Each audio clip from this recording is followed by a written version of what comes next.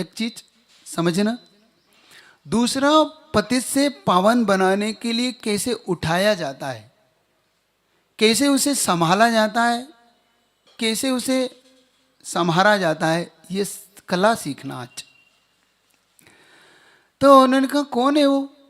तो उन्होंने कहा शायद तुम ना जा पाओ उनके पास। नहीं, आप बताओ तो कौन है जो आपसे भी बढ़ के विद्वान है? तो उसका नाम माघनंदी। वो माघनंदी जो भ्रष्ट हो गया, उसकी चर्चा सुन रहे हो?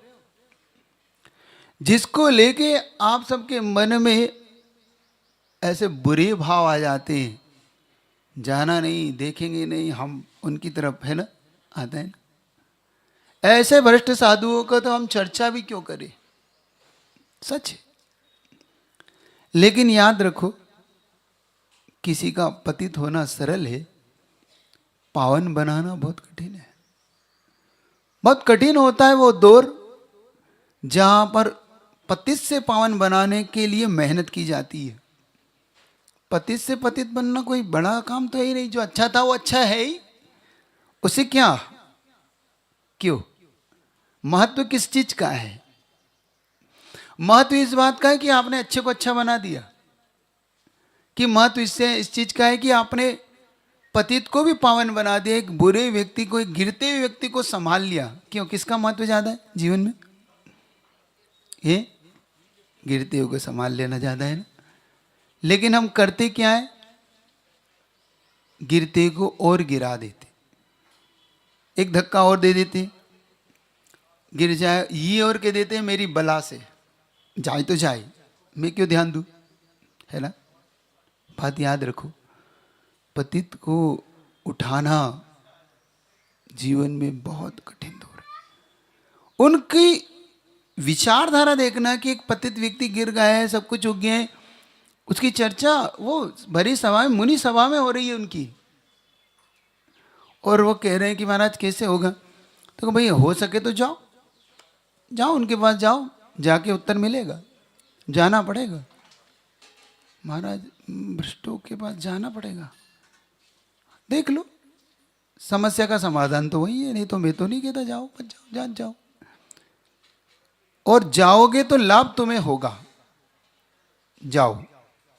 शिष्यों को भेजा, देखना शिष्यों को भेजा जा रहा है किसके पास? पति थे, घर एटा है, भ्रष्ट है, सब कुछ है, वहां जाकर ढूंढ रहे हैं भैया माघनंदी कहाँ रहते हैं। कौन माघनंदी? जिन्होंने वो मुनि महाराज थे ना, जिन्होंने शादी कर ली, वो वहां रहते। अच्छा वो है, उनका घर के वो है, तो ठीक है। माघनंदी मटका बना रहे हैं, देखो देखो प्रकृति तो देखो कहाँ ले जा रही है। मटका बना रहे हैं, जो कभी शिष्य बनाया करते थे वो मटका बना रहे। व्यक्ति कहाँ से कहाँ गिर सकता है, कैसे पतित हो सकता है।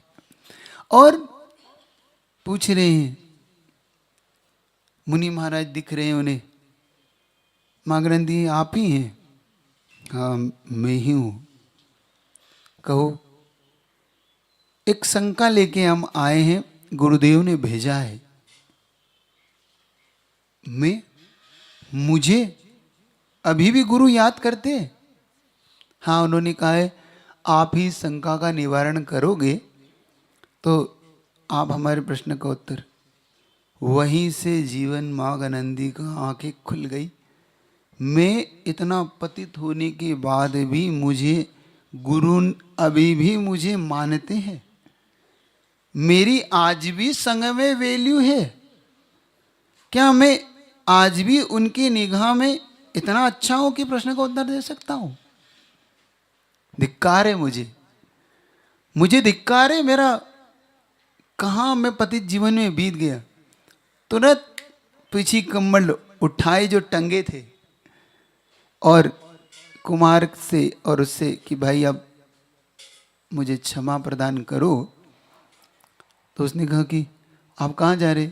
जो मुझसे गलती हो उसका सुधार भी करना है और मुझे अब पुनः इसी लिंग पर स्थापित होना है। मेरा क्या होगा? मेरे साथ चल सको तो देखो, तुम भी कल्याण के मार्ग पे बढ़ो, तो ठीक है, आप जिस मार्ग पे वो मार्ग मेरा भी। और चल पड़े। चलते चलते गुरु के पास जाकर प्रायश्चित लेकर पुनः एक श्रेष्ठ आचार्य के पद पर स्थापित हो गए। इसे बोलते हैं स्थितिकरण प्रभाव। उपगोहन अंग